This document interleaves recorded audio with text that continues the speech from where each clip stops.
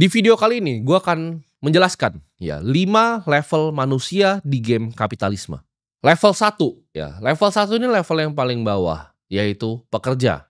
Mereka adalah orang yang gue sebutnya adalah penjual waktu. Mereka aktif menukar waktunya untuk mendapatkan uang yang tidak seberapa. Ini penghasilan kalian rumusnya sederhana ya, waktu dikali dengan tenaga itu sama dengan penghasilan kalian. Contohnya apa sih pekerja level 1 ini? 1, karyawan pabrik, ya kan. Admin, orang ngelinting rokok, ulang terus, linting lagi, ulang lagi. Data entry, masukin data, masukin data, masukin data. Mereka itu bekerja dalam sistem, tapi nanti ini bedanya sama level 2. Yang level 1 ini tidak bisa melihat tangganya. Biasanya level 1 ini kesulitan ya, hidupnya kegencet dari mana-mana. Mereka harus biayain orang tuanya, mereka biasanya sandwich generation juga. Contohnya seperti karyawan ya kan yang scan barcode tit gitu di supermarket. Itu adalah pekerja level 1, gampang sekali digantikan, office boy, nyapu. Ini adalah pekerja pertama yang akan nanti digantikan ketika revolusi digital itu datang. Mereka ini bergantung penuh ke pemberi kerja. SP1, SP2, SP3 selesai. Mereka nggak bisa makan lagi. Mereka ini yang paling rentan terhadap yang namanya inflasi, ya kenaikan harga barang ya dan jasa, gelombang-gelombang seperti PHK dan krisis keuangan global. Ketika terjadi krisis keuangan, orang-orang yang ini langsung semuanya nggak bisa makan. Ya, ketika ada COVID, ya mereka di rumah aja dulu. Pemilik restorannya bilang, oke, kalian para server ini pulang dulu, gajinya dikurangi. Udah, mereka udah nggak bisa makan lagi itu. Ini pekerja yang level 1 di game kapitalisme. Level 2 dari game kapitalisme ini kita udah naik ke tangga yang kedua, yaitu pekerja terampil. Ini masih nuker waktunya untuk skill, tapi pekerjaan yang dikeluarkan, ya value yang dikeluarkan ke dunia itu lebih terampil. Level 2 ini punya skill, ya seperti desain, seperti coding, seperti consulting. Mereka dibayar memang rate-nya lebih tinggi, tapi masih menukar waktu yang mereka punya untuk uang. Contoh apa aja sih ini? Ya, freelancer tuh masih masuk. Ya, walaupun lu kerja untuk diri lu sendiri, freelance ya kan, lu konsultan, ya lu desainer, itu masih masuk.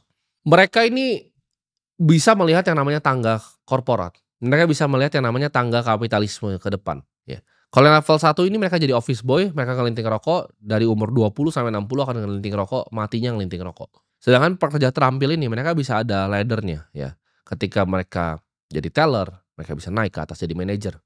Ya, bentar bisa jadi kepala cabang, bisa kerja di head office, mereka bisa jadi direksi nantinya, direktur operasional, lalu direktur utama.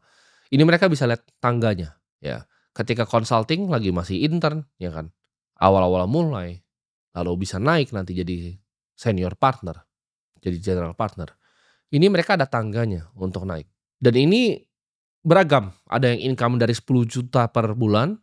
Pekerja terampil tuh ada yang juga sampai ratusan juta per bulan, sampai miliaran per bulan. Pendapatan memang lebih tinggi, tapi ya pekerja terampil ini jam kerjanya lebih banyak.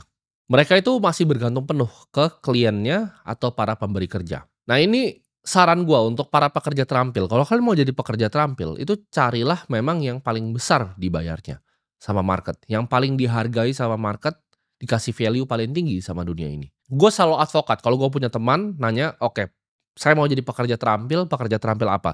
Gue akan kasih langsung 2 industri. Satu adalah finansial, ya, finance. Yang kedua adalah engineer. Ya, ini bisa teknologi, bisa mekatronika, bisa robotik. Engineer, ya. Antara lu jadi orang finance atau jadi engineer. Kenapa? Karena ini clear, ya. Gajinya langsung besar di depan.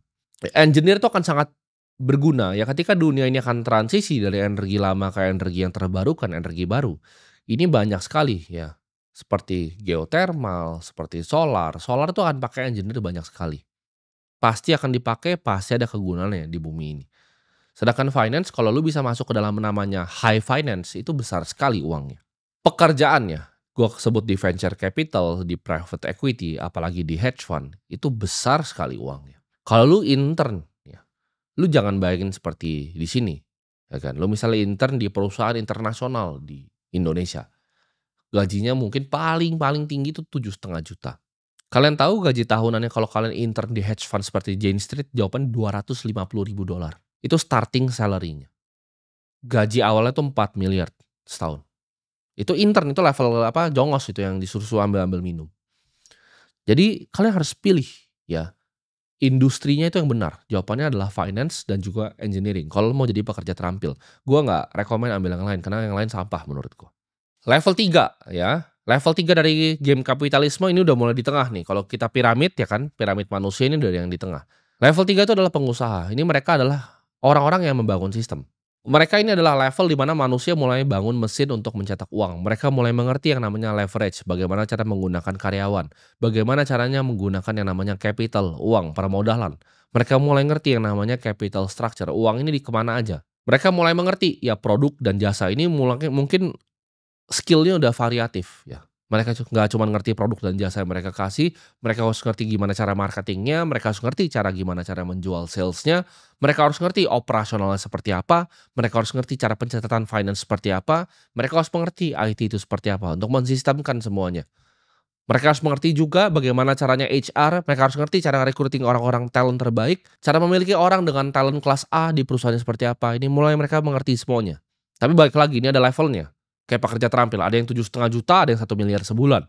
Ada juga pengusaha yang cuma 20 juta sebulan, ada pengusaha yang 20 miliar sebulan. Ini resikonya paling tinggi ya, karena bisa bangkrut, tapi ini skalanya paling besar. Ini level manusia itu udah berubah, dia udah berevolusi jadi para pembuat sistem. Di level pengusaha ini banyak yang harus dipikirin, dari kesejahteraan karyawannya, ya. Ini gimana nih cara manage perusahaan 10 orang, cara manage perusahaan 45 orang, cara manage perusahaan 100 orang tuh berbeda. Struktur permodalannya seperti apa.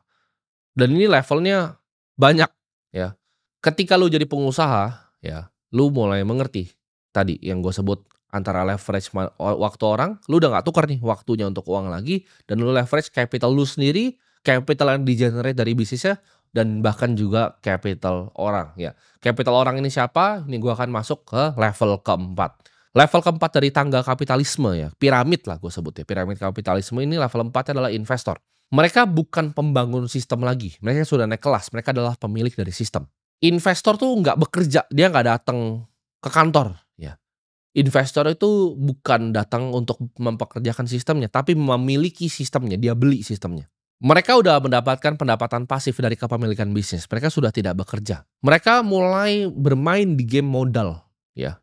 Bukan cuma sekedar tukar waktunya lagi, tapi mereka main mulai di pasar modal. Mereka memanfaatkan pasar modal. Mereka ini menguasai seni valuasi dan seni resiko. Mereka bisa menimbang mana perusahaan yang bagus, mana perusahaan yang jelek. Mereka bisa langsung melihat lebih cepat dibanding seorang pengusaha. Bisnis yang bagus itu apa? Capital structure yang baik itu apa? Bagaimana caranya sang CEO ini mengalokasi uang? Kalau nggak mengalokasi, investor ini ngasih tahu, oh lu ngalokasi ini yang benar. Jangan begini caranya. Uang tuh udah bekerja di saat mereka tidur. Ini udah level di mana manusia itu main game infinite. Ya. Jadi kemungkinan pendapatan uang itu udah infinity, udah tidak bisa terbatas. Ini level di mana konglomerasi itu terbentuk. Ya. Banyak yang nanya, pengen jadi pengusaha atau investor? Ini jawabannya ini bukan sejajar. Ya. Pengusaha dan investor itu tidak pernah sejajar. Investor itu selalu di atas pengusaha. Karena investor adalah level terakhir dari pengusaha. Kita contoh ya, Grup Salim. Ketika mereka sudah bikin banyak sekali perusahaan, akhirnya apa? Mereka konsolidasi, mereka bikin di Hong Kong namanya First Pacific. Ini konglomerasi seperti Berkshire Hathaway, mirip. Jadi mereka berinvestasi di banyak perusahaan, di tambang, di energi, di Singapura, data center di Indonesia. Ketika bisnis-bisnis sudah jalan, mereka naik kelas menjadi seorang investor. Sama seperti grup Jarum, ketika sudah jadi Jarum, mereka jadi investor, Polytron, BCA. Mereka kerja jadi investor, mereka bikin sistemnya. Setelah bikin sistemnya, mereka beli sistem orang lain. Semua pengusaha hebat, itu ketika mereka lulus jadi seorang pengusaha, itu menjadi seorang investor. Seperti Sergey Brin yang bikin Google. Dia bikin family office Bayshore Global Management. Seperti Bill Gates, ketika dia bikin Microsoft, uangnya sudah banyak sekali dari situ, dia bikin Cascade Investment. Itu family office, investment firm. Ketika Jeff Bezos selesai bikin Amazon, dia bikin namanya Bezos Expedition. Orang kaya itu beli aset yang menghasilkan mereka income di saat mereka tidur. Dan ini biasanya tahan selama generasi. Ini level di mana keluarga-keluarga yang tahan ratusan tahun seperti House of Medici, ya, Fugger family, seperti family Rothschild, Rockefeller. Ini mereka bisa tahan lintas generasi karena mereka adalah seorang investor. Mereka pengusaha dulu, lalu mereka yang naik kelas jadi seorang investor. Level 5, nah kalian mungkin bingung, ada nggak level di atas investor? Ada. Jawabannya level 5 itu filantropis, ini mereka yang mengubah dunia. Kalau kalian lihat orang-orang seperti Bill Gates, ketika dia udah punya Microsoft, punya Cascade Investment, mereka punya Bill and Melinda Gates Foundation, mereka punya foundation. Rockefeller, Ya, ketika sudah bikin Standard Oil, punya family office sendiri, dia bikin apa? Betul, dia bikin Rockefeller Foundation. Ini level di mana mereka menggunakan modal untuk merubah dunia. Ini di saat manusia itu lulus, gue sebutnya, dari sistem kapitalisme, mereka akan mengembalikan lagi. Salah satu buku yang mengubah hidup gue itu adalah Gospel of Wealth. Itu yang bikin namanya Andrew Carnegie, salah satu orang paling kaya yang pernah hidup di bumi ini. Beliau bilang, fungsinya untuk jadi kaya adalah untuk membagikan semuanya kembali. Orang kaya itu berkewajiban menurut dia untuk membagikan kekayaannya untuk improve society overall, untuk improve masyarakat luas. Baik itu dari segi edukasi, kesehatan, malnutrisi. Ini adalah mereka grup yang namanya akan dikenang oleh sejarah, mengubah dunia. Mereka yang punya visi akan dunia yang lebih baik dan mengorbankan harta yang sulit didapatkannya untuk kepentingan banyak orang. Jadi ketika lu udah jadi pengusaha, ya kan, lu jadi level investor, lu jadi seorang filantropis. Kita bisa lihat Chris Horn dari TCI Fund Management. Dia bahkan bikin namanya TCI, The Children's Investment Fund, untuk anak-anak di seluruh dunia. Ketika George Soros sudah jadi trader yang paling jago, apa yang dia bikin? Dia bagikan lagi ke semua dunia. Ketika Warren Buffett sudah jadi investor terhebat yang pernah hidup, bikin triliun US dollar, ya. Triliun US dollar. Sekitar 16.000 triliun rupiah ini perusahaannya. Dia bagikan 99% untuk dunia. Nah, pertanyaannya sekarang, lu di level mana dan mau nggak lu belajar untuk naik tangganya?